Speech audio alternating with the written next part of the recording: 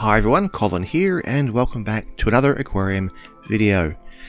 Today I want to talk about a planted aquarium and the joy that you have to establish having fish swimming in a planted aquarium that gives something of a feel of creatures living in a natural habitat. And it's lovely to be able to sit down, watch and enjoy a very restful and peaceful environment. And of course, the thing is, to achieve it, you have to learn how to do it. And there are many things to learn to find out how you can have clear water, healthy animals, and plants that are growing.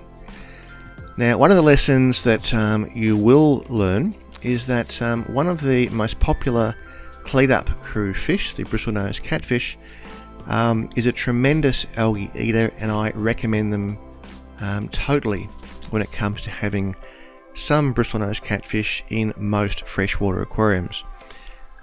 You'll typically buy them when they are juveniles, when they're small, and they will pretty quickly grow up to their natural full size. Which, remember, these are an ancistrous catfish, not actually a pleco, but they do still have a very strong suction mouth. And some plants that you purchase, when you put them in your tank with Bristlenose Catfish, this is what happens.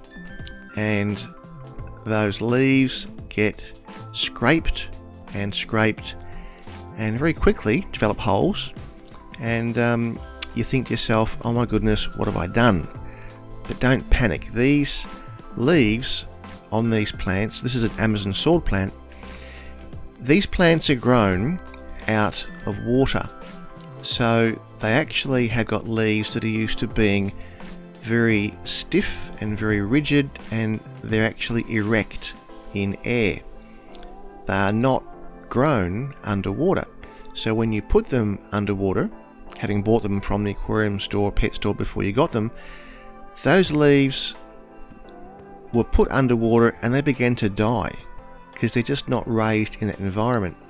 So the Bristlenose Catfish will in fact be eating those leaves as they are very quickly disintegrating and dying.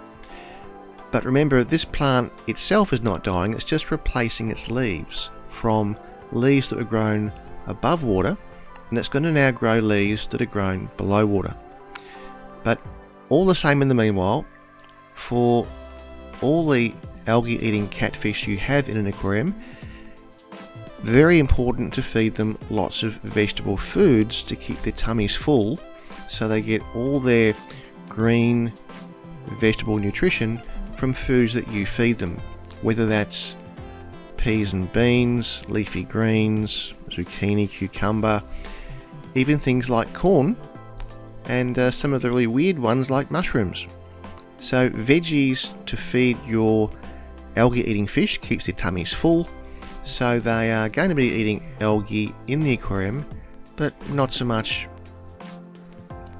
really giving your plants a hard time. So whilst the Amazon sword plants had those leaves did get scraped and looking pretty nasty. Prune those old leaves off, leave the rest of the plant will develop new leaves and grow new aquatic leaves underwater. And as all that is happening, keep your algae eating fish nice and full with lots of veggie feedings 2 or 3 times a week. And that'll make sure that those plants, as they die back, and then when the new shoots come through, the new shoots are growing and developing, those plants are safe while they're still young and juicy and tender, and the algae eating fish won't really look at them as being food.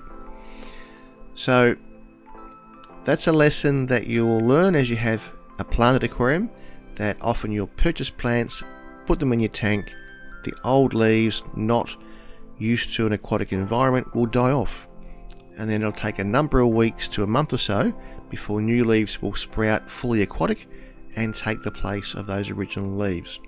But in the meanwhile, very important, particularly for Bristlenose catfish, who have a very strong rasping, scraping mouth. Keep their tummies full with veggies. And as you can see, those leaves have in fact grown back on the Amazon sword, and they're looking tremendous. So you can definitely balance having plants with fish and fish with plants. It's just a matter of learning all the things you need to learn to get it to go well. Now, as a bonus, let's have a look at that little fellow enjoying some more zucchini.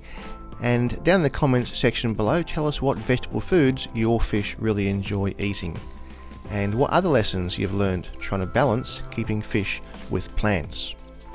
If you enjoy these aquarium videos, remember to click notifications and hit that bell icon so you won't miss any new ones. And we'll see you on the next one.